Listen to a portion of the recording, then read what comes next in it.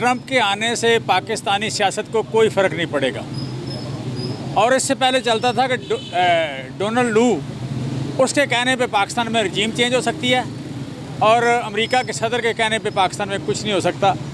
میں سمجھتا ہوں کہ سب سے جو بڑی زیادتی پاکستان کے ساتھ ہوئی کہ دو پارٹیز، پیپلز پارٹی اور نون لیگ کی پرفارمنس اتنی بری تھی کہ اب عوام میں وہ ریجیکٹ ہو گئے، ٹوٹلی فارغ ہو گئے۔ اب مجھے کوئی مستقبل قریب میں کہیں بھی ایسی ہوپ نظر نہیں آتی کہ اگلے 20 سال، 30 سال، 50 سال میں کبھی یہ پراپر الیکشن کے تھرو الیکٹ ہو کے آ سکتے ہیں۔ اور جن لوگوں کی الیکشن کے پروسیس سے، یہ جمہوری پروسیس سے ہوپ ختم ہو گئی ہے، ان لوگوں کا سارا زور اس وقت ڈنڈے پہ، فسطائیت پہ، ظلم پہ رہ گیا ہے۔ لیکن ساتھ مجھے دو طبقات جن سے مہذب معاشرے کی ہمیشہ امید ہوتی ہے، وہ میڈیا ہے اور وکلاء ہے۔ ان دو طبقات سے عدالتیں ہیں، یہ دو، پھر تیسرے بات ہیومن رائٹس کی کر لیں، یہ 2-3 طبقات ہوتے ہیں جن سے ہیو ناٹس کو ہمیشہ، غریبوں کو، جو محروم طبقات ہوتے ہیں ان کو امید ہوتی ہے۔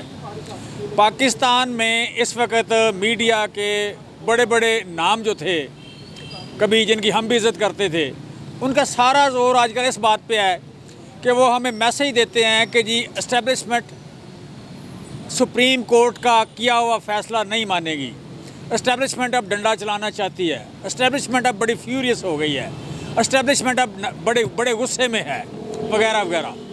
تو ان کے وہ ہمیں بتاتے ہیں کہ مقبولیت کی کوئی اہمیت نہیں، قبولیت جو ہے جب تک نہیں ہوگی بات نہیں بنے گی۔ میں کہتا ہوں وہ بنے بات یا نہ بنے، آپ کا یہ رول کبھی نہیں تھا، دھمکی پہنچانا آپ کا کبھی رول نہیں تھا۔ میڈیا کا رول ہمیشہ اصولی بات کرنا ہے۔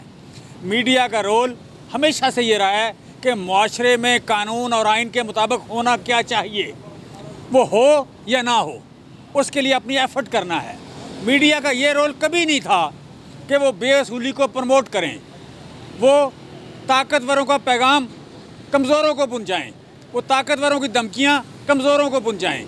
یہ میڈیا کا پیغام کبھی نہیں تھا، یہ میڈیا کا رول کبھی نہیں تھا۔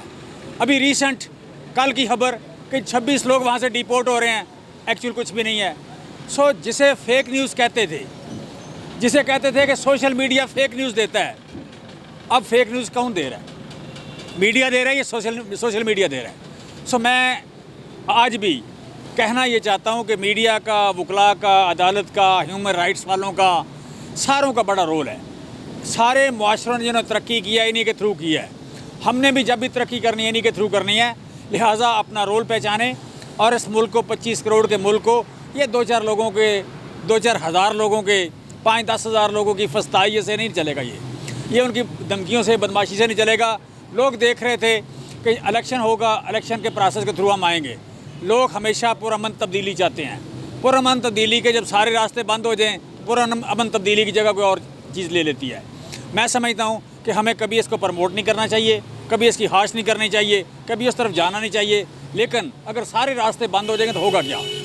میں سارے لوگوں سے، اسپیشلی سچی بات ہے، ہمارے اپنے دوست ہیں، بزرگ ہیں، کولیگ رہے ہیں، میڈیا کے بڑے بڑے لوگ، بڑے بڑے نام، کسی کا نام نہیں لینا چاہتا، کسی کی بےزتی کرنا مقصد نہیں ہے، لیکن ہمیں طاقتوروں کی دھمکیاں نہ پہنچایا کریں۔ اس سے بہتر ہے منہ بند رکھیں آپ۔ معاشرے میں آپ کا ہمیشہ سے کام یہ تھا کہ ہونا کیا چاہیے، اصول کیا ہے، آئین کیا ہے، قانون کیا ہے۔ اس سے ہٹ کے بات کریں گے تو پھر آپ بڑا غصہ کرتے ہیں، لیکن نام پھر آپ کا وہی ہوگا،